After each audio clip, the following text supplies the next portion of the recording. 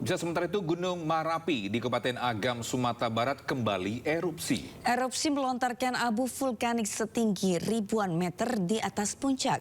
Masyarakat diimbau tidak memasuki radius 3 km dari kawah serta mewaspadai potensi lahar dingin saat hujan.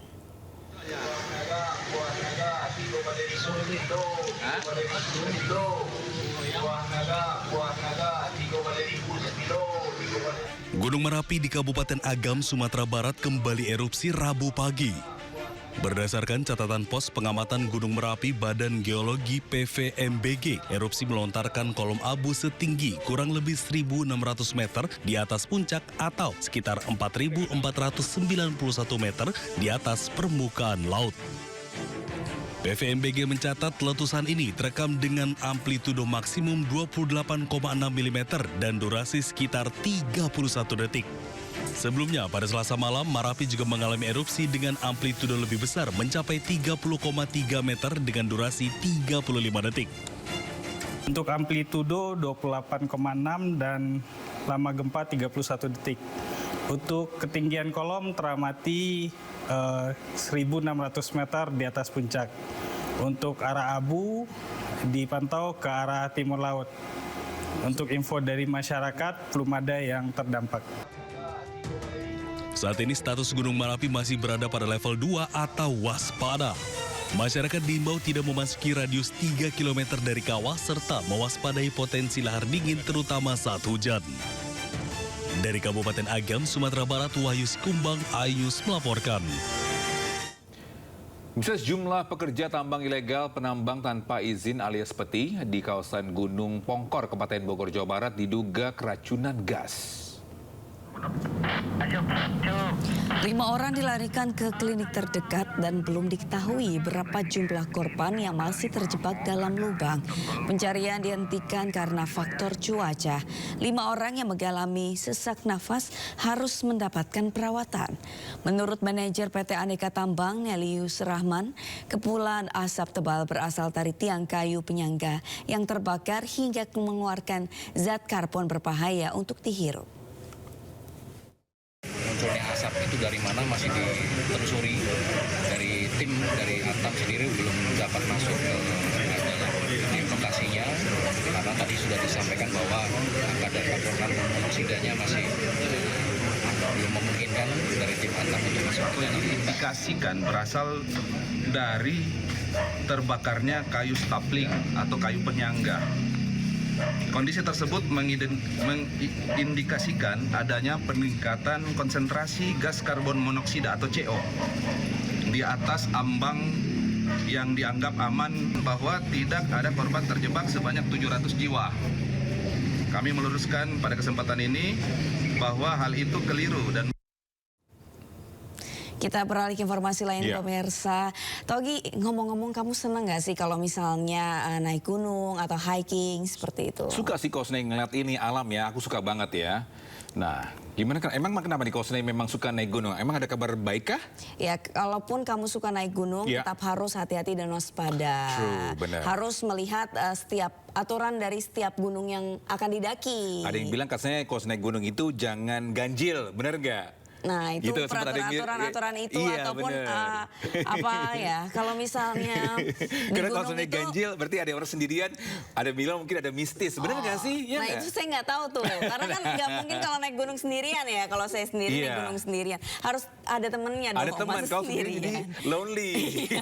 Jadi lonely ya. Bener. Tapi bukan itu Togi, karena memang kita harus waspada karena ada satu peristiwa ini Togi, satu peristiwa di mana Syafiq Ali, pendaki Gunung Slamet yang sempat hilang, akhirnya ditemukan tewas. Ya, sebelumnya proses pencarian ini sempat dihentikan, pemirsa.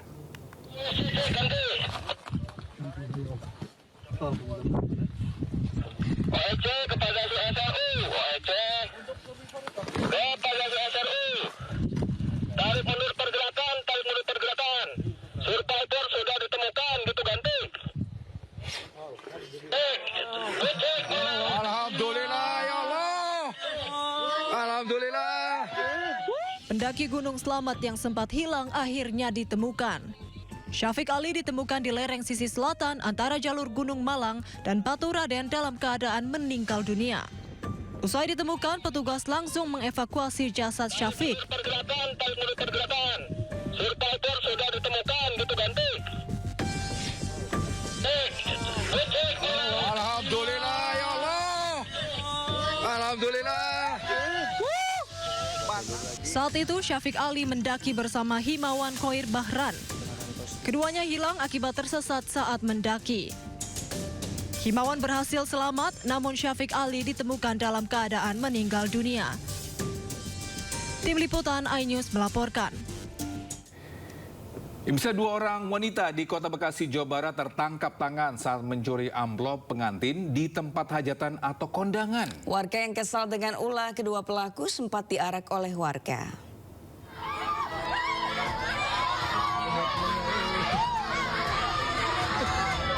Viral di media sosial, 2 orang wanita muda asal Tambun, Kabupaten Bekasi, Jawa Barat tertangkap basah saat mencuri puluhan amplop di acara pesta pernikahan.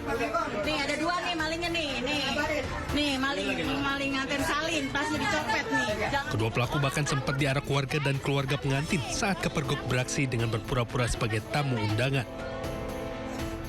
Pelaku datang layaknya tamu undangan, bahkan kedua pelaku juga sempat makan di pesta pernikahan tersebut. Belum profesional udah maling main, ketangkep kan lo. Namun saat kondisi pihak keluarga dan kedua mempelai sibuk menerima tamu, satu dari 2 pelaku mengambil tumpukan amplop berisi uang dan aksinya dipergoki pengantin. Jadi pelakunya tuh 2 orang berarti ya? Iya 2 orang. Dia ngambil amplop si pelaminan pengantin itu. Tahu nggak berapa berarti? Nggak tahu, berapanya saya nggak tahu. Guna kepentingan penyelidikan, kedua pelaku sudah ditangkap polisi dan kini kasus pencurian dalam penanganan petugas kepolisian. Dari Bekasi, Jawa Barat, Rahmat Hidayat, iNews melaporkan. Bisa banjir luapan Sungai Cidurian yang merendam perumahan Taman Cikande, Kabupaten Tangerang, Banten meluas.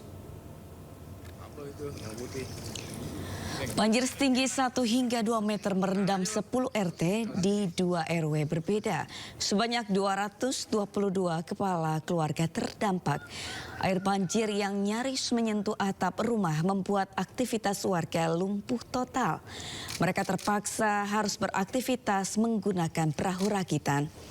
Warga berharap adanya solusi terbaik dari pemerintah agar banjir tidak lagi kembali. Kalau total keseluruhan yang terdampak sekarang ini 222 kakak.